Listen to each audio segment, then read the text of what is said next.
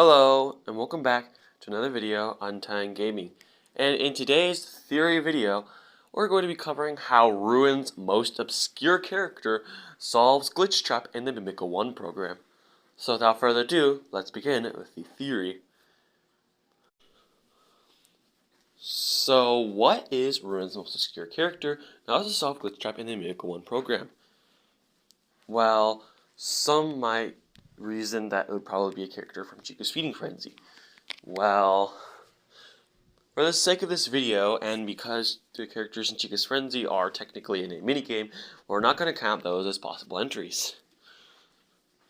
So, then what is Ruin's most obscure character, and how does it solve Glitchtrap in the MIMIC-01 program? So, with everything that's been said, what is Ruin's most obscure character, and how does it help us solve Glitchtrap in the MIMIC-01 program? Well, I believe that the Glamrock endos are the most obscure characters in Ruin with everything that's been said. No one hardly ever talks about the endos, and in fact, sometimes as if the endos don't even exist in Ruin. Unlike the wet floor signs, which are at least talked about by the theorist community, due to them being associated with Glamrock Bonnie, the Glamrock endos seem to have nothing important. Or did they? Because, like I said, I believe that these characters are the key to helping us solve Glitchtrap in the MIMIC-01 program. Not the security breach version of them, but the Ruin version of them specifically. And I'm going to explain why in a few moments. You know that the Glitchtrap virus has been defeated and is no longer in the Pizzaplex. This is because the Princess Quest ending is canon, and we know that the Princess Quest ending is canon because of a lot of evidence. First of all, the staff bots are no longer evil. Well, they're hardly even around the Pizzaplex anymore. And second of all, we have Vanessa's Vanny mask, which allows us to get into the AR network, which we knew that Vanessa dropped in the Vanny ending. And thirdly, there are a set of comic strip collectibles you can collect throughout the Ruin DLC. And each one details particular ending in Security Breach. There's one or more comic strips of every single ending from Security Breach, except for one particular ending, the Glitchtrap ending, which would imply that this is the canon ending. And also, another piece of evidence I forgot to mention is there is a sword of the Princess Quest 3 minigame, the same sword that the princess has in the Princess Quest game, which would imply that this game has been defeated. Now, then you might be asking, how do the Glamrock endos come into all of this? Well, it's not necessarily the Glamrock endos themselves, but rather their behavior. You see, these staff bots are pretty much all gone for the most part, and are mostly just malfunctioning and broken. So, the Glamrock endos should be like this too, but they aren't. In fact, they're still functioning very well, and in fact, maybe even better than they do in Security Breach. So, this would mean that some evil force must still be operating in the Pizzaplex, as the Glamrock endos aren't capable of doing evil on their own. Remember, they're basically just blank slates, so they can't do anything evil on their own unless something is controlling them. Which means that there must still be an evil force within the Pizzaplex.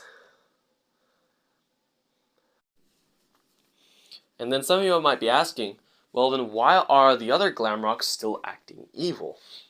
Well, that's because they're traumatized, and they can't change their ways.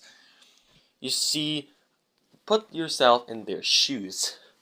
Imagine being forced against your own will to hurt a guest, only to be shattered, broken, and then having your most important thing taken away from you. For Chica, this was her mouth, as she used it to talk and to eat, even though she wasn't supposed to eat, but, you know, she likes eating. It helps relieve stress. For Monty, this was his claws and legs. Now he's very humiliated and has to trot around on his arms, dragging along the ground, which must be very humiliating. And he also used his claws to destroy stuff and things like that. And for Roxy, she took away her eyes so that she can't, so that now she's very traumatized and she can't even see how bad she looks. And being beautiful is what she's most important to her. That's the thing that's most important to her. Now you might be asking, well then why did Roxy become a good person in Ruin? Well, that's because I think that whenever she tried to grab Cassie and Cassie screamed, that caused her systems to begin to glitch and her normal programming to begin to kick in, causing her to glitch out and causing her to crash, like Freddy did in Security Breach, causing her to reboot in safe mode. This is why I think she becomes a good guy, or good animatronic if you prefer, in Ruin. Now, for those of you who are saying that the Glitchtrap is the Mimic, and that the Mimic is Glitchtrap, you are wrong. I'm not going to get into that just yet, but instead I'm going to give you a side theory that's going to help build this up later on. Now, many people in the FNAF community believe that Gregory and Vanessa were the ones to trap the Mimic down in the sinkhole. But that is wrong, for several reasons. First of all, when Gregory addresses us, he has no idea what the Mimic is. I mean, if Gregory trapped it down there, he should at least know what it looks like, right? And second of all, there is literal concrete between the Mimic and us. And concrete takes hours, if not days, or possibly even weeks to dry. Meaning that something would have to keep the Mimic down here while the cement dry. Also, how would Gregory and Vanessa get a hold of cement? Or enough cement to put as this door? It'd have to be Fazbear Entertainment, as Gregory and Vanessa would not have the resources to make a giant concrete door. And in addition, they'd have to keep the Mimic down there in the room while the concrete dries. Now, a fellow theorist, Twisted Animatronic, and my personal favorite theorist, has already done a theory about this on one of his videos. In fact, this side theory is mostly inspired by his theory. I'm not going to tease which one it is. You guys can go check it out and for yourselves. Like I said, he's one of my favorite, well actually he is my favorite theorist. And if you want the full explanation, you can go and watch his theory. Like I said, I'm not going to tease which one of his theories it is. But yeah, I just kind of gave you the short explanation. And of course, the logical one. If you want the full explanation, you can go watch his theory on it. But anyways, back to my theory.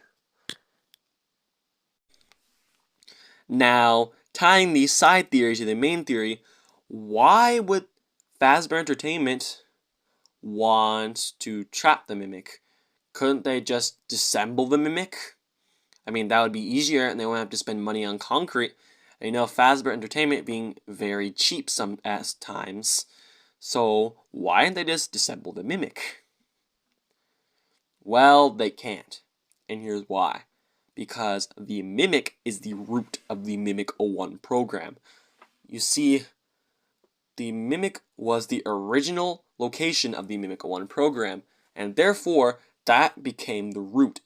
They decided to connect the Mimic to the Pizzaplex so that they could just copy and paste the MIMIC-01 program and every AI thing / sentient thing in the Pizzaplex, which, knowing the Pizzaplex, is just about everything.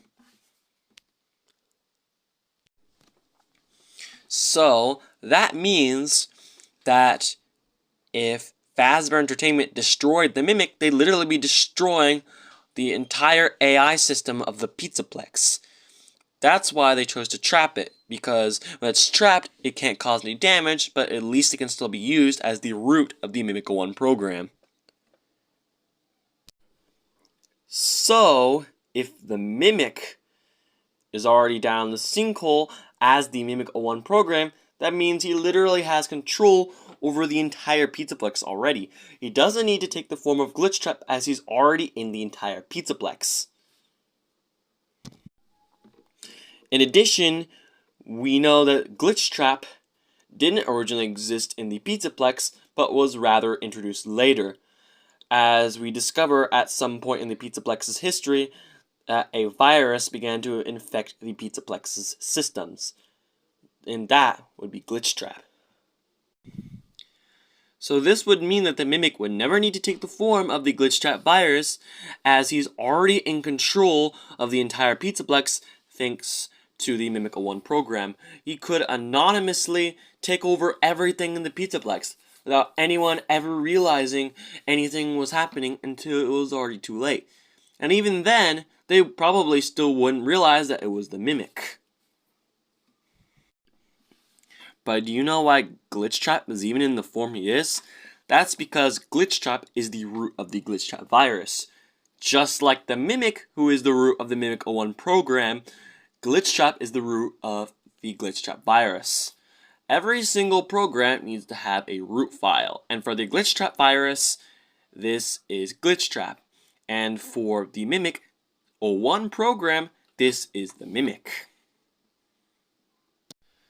And in addition, this would also explain why the Mimic has control over Helpy, because the Mimic was able to manipulate Helpy thanks to the MIMIC-01 program, which is why he is able to control Helpy and make Helpy help Cassie to release the Mimic, because in reality, Helpy is just acting on the Mimic's behalf because the Mimic manipulated him into doing so through the MIMIC-01 program. And that, my friends, is how the Glamrock endos solved Glitchtrap and the MIMIC-01 program. The Glamrock endos solved the theory by tying it all together. They were the missing piece to tie this theory all together. Anyways, thank you guys so much for watching today's theory. If you liked today's theory, then please get to like, and as always, subscribe. It really helps. Also, go ahead and watch another video on my channel. It really helps, because I also need watch time. If I ever want to monetize my channel, then I also need watch time. So go ahead and watch the other stuff on my channel. Also, for those of you who were watching my Discord as this video was being produced and as I gave news on this video's production, I'm sorry this video was a little bit shorter than I promised. I said it was going to be around 15 to 20 minutes, but over the days, I kind of lost parts of my original idea, so I eventually ended up with this, about 12-13 minutes video. So, maybe 14. Anyways, thank you guys so much for watching. Bye-bye for now.